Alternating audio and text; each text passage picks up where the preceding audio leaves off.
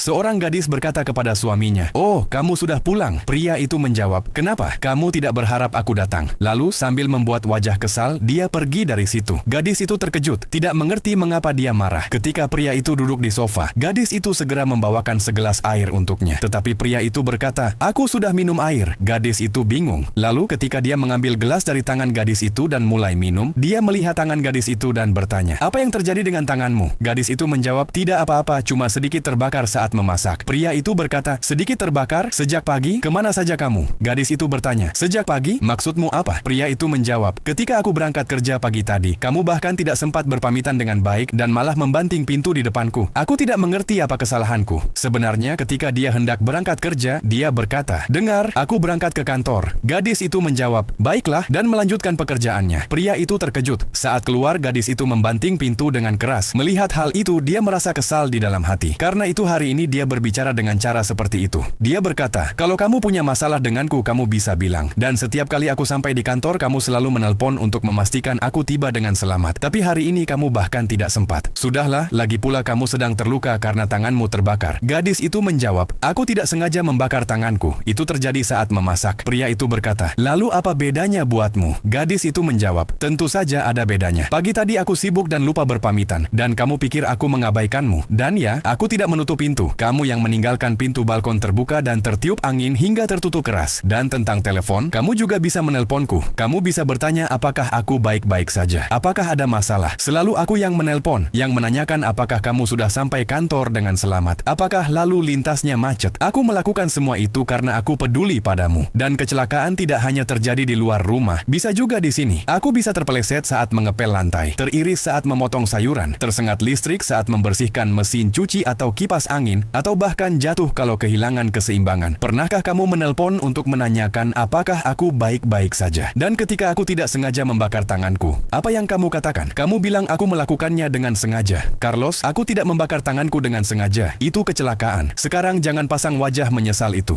Hari ini aku sudah menyiapkan sesuatu yang istimewa untukmu. Pergilah cuci tangan dan wajahmu. Aku akan menyiapkan makan malam." Dan ketika dia hendak menyajikan makanan, dia teringat, "Oh ya, kemarin aku memintamu membeli charger baru. Ponselku mati sejak tadi malam. Sepertinya kamu lupa. Tolong bawa besok." Ya, setelah mengatakan itu, dia pergi dan pria itu tetap duduk, berpikir dan merasa malu. Sebenarnya cinta tidak hanya dibuktikan dengan kata-kata, tapi dengan perasaan. Jika kamu setuju dengan itu, sukai videonya dan tinggalkan pendapatmu di kolom komentar.